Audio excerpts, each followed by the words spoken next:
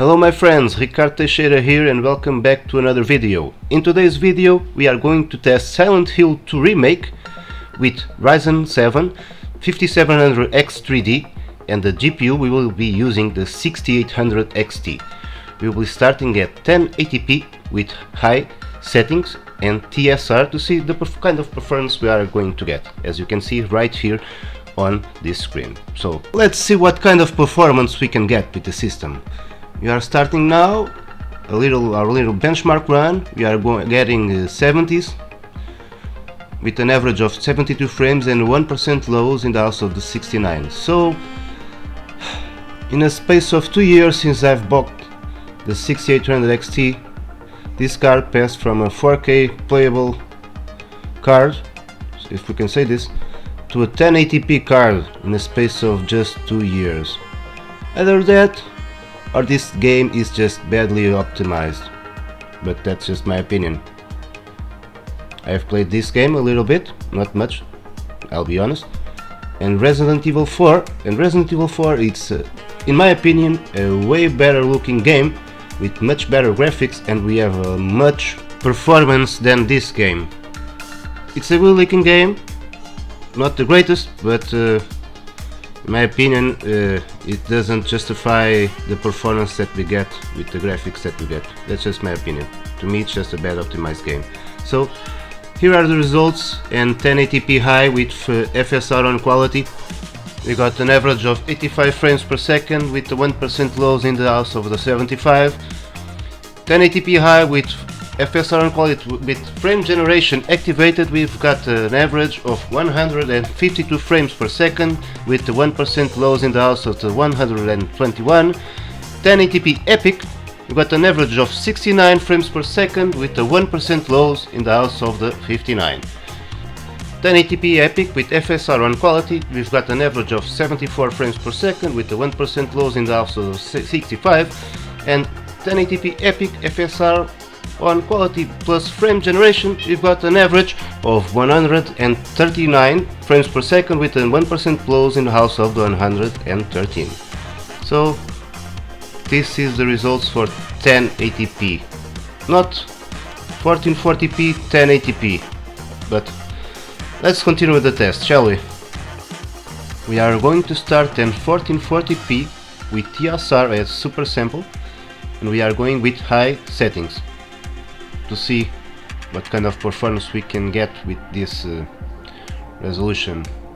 And as you can see, we are averaging 69s, already dropping 61 frames per second, 60 now, with the 1% lows in the house of the 42 frames per second. I would never imagine that in just 2 years I would have the performance that I had at 4K at 1440p with the RX 6800 XT.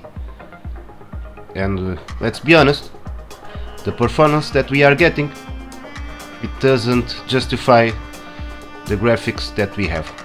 That's just my opinion. This is to me just a badly optimized game. I even managed to play God of War Ragnarok at 4K with high settings, with near 60 frames per second. And then this game, it's just the performance we get. So let's continue.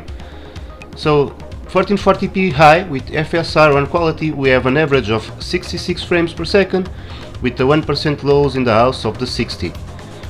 Frame generation enabled, we've got 124 frames on average and the 1% lows in the house of the 103. 1440p epic, we got an average of 52 frames per second with the 1% lows in the house of the 47. Enabling FSR on quality, we got an average of 60 frames per second with 1% lows in the house of the 53. And enabling frame generation, we've got an average of 109 frames per second with 1% lows in the house of the 95. And this is the performance for 1440p, but we still have 4K to test, so let's try 4K on medium to see the performance that we can have. So starting the benchmark run at 4K medium, we got an average of 34 frames per second with the 1% lows in the house of the 32.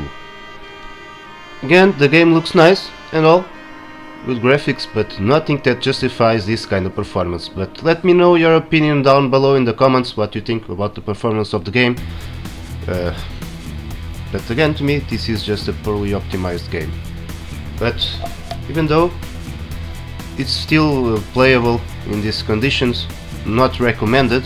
We are barely getting 30 FPS on average, but if you really want to play at 4K without any upscaler or frame gen, you can do it, but you will drop from 13 frames per second now and then. That's for sure. But let's continue with our benchmark run. 4K normal with FSR 1 quality, we got an average of 45 frames per second with the 1% lows on the house of the 41. Enabling frame gen, we got an average of 78 with the 1% lows in the house of the 71s. 4K on high, it was below 30 frames per second, so I didn't even record the results that I got. 4K high with FSR on quality, we saw an average of 43 frames per second with the 1% lows in the house of the 39. And lastly, 4K high with FSR on quality plus frame gen, we got an average of 73 frames per second with 1% lows in the house of the 67. So this is the results that I got with this game.